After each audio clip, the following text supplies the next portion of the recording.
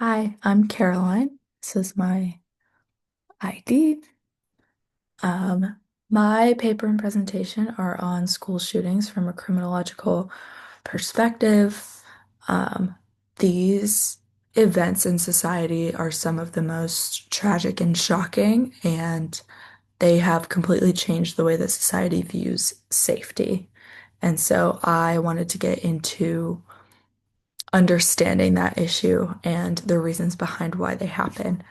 And when we look deeper, school shootings are not random events. There's a lot that leads up to them in somebody's life, and the people surrounding them are also responsible for catching those warning signs. And they occur because of a mix of social, psychological, institutional, and environmental problems.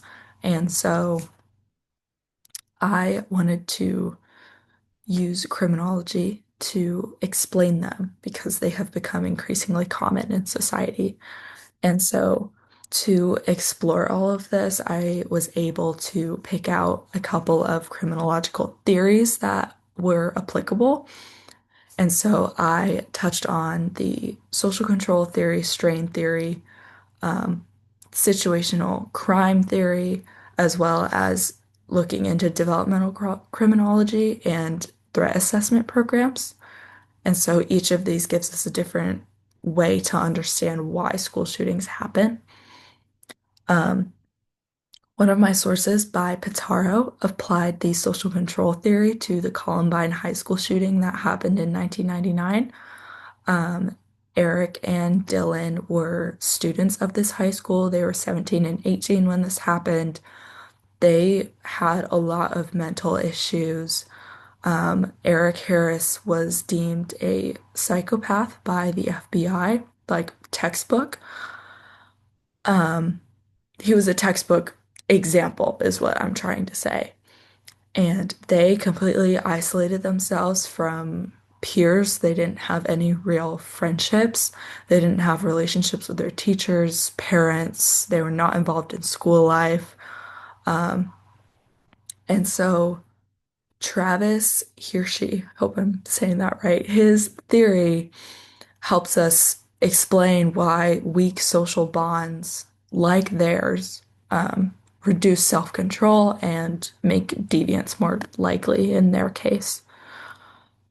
So the strain theory helps us explain the emotional side of things. The strain theory applies how when somebody is rejected in society or is facing an issue like bullying or being excluded, this being deviant is their way of lashing out, basically. And so, because they're not able to cope with their situation properly, they lash out. And one of my sources by Palumbo from 2016 found that many school shooters shared very similar patterns of social strain as well as emotional issues. So, developmental criminology and Sandy Hook.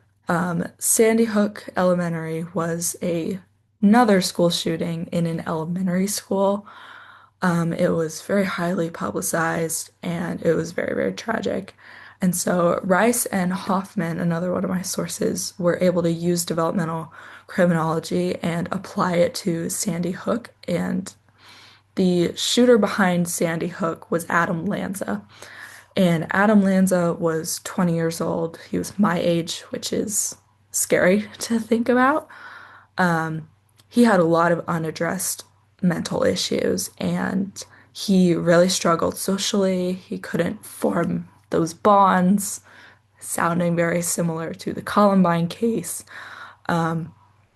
But in Adam's case, he also had a lot of developmental issues and had a really awful childhood. And all of that trauma and all of those developmental issues shaped him, and he used all of that rage and all of those problems and went on to commit the Sandy Hook shooting.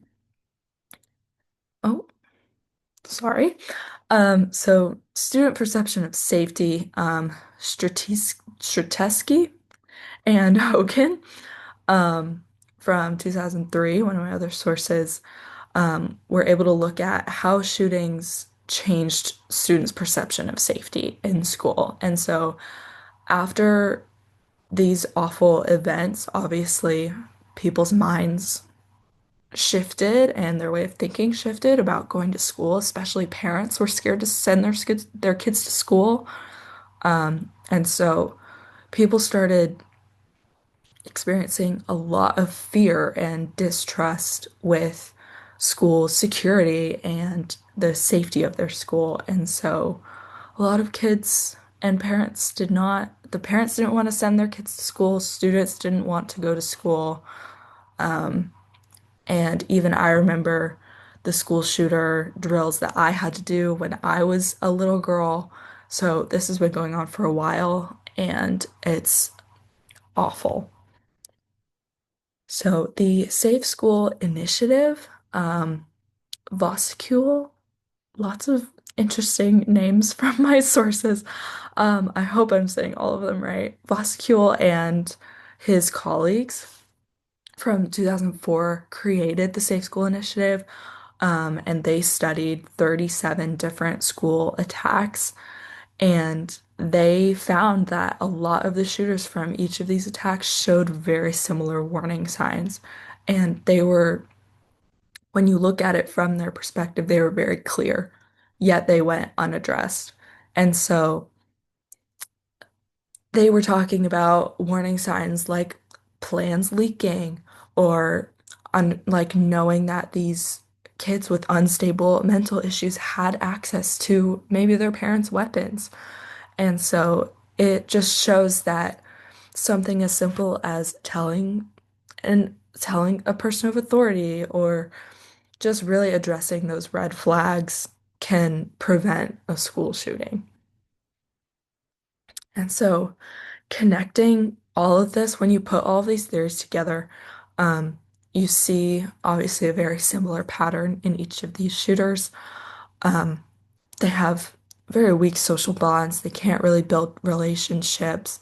They've experienced a lot of social strain, lots of rejection, bullying, developmental struggles, and a lot of unaddressed warning signs, which is what led them to committing. And so each piece of this puzzle builds up to that big picture of why these shootings happen in the first place.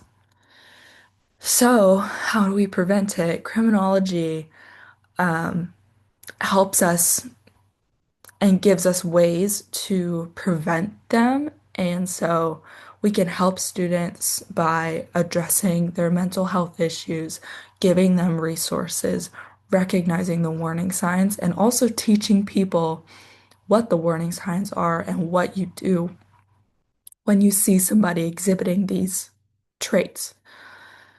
So, this, all of these criminological theories can help us create safer school environments and stop these tragic events before they even happen or before these signs even start in somebody. So, in conclusion, school shootings are obviously very awful, but there are many reasons why they happen, but there are also many ways that we can stop them. And so theories in criminology help us understand all of those reasons and give us ways for us to prevent them. These are my references. Thank you.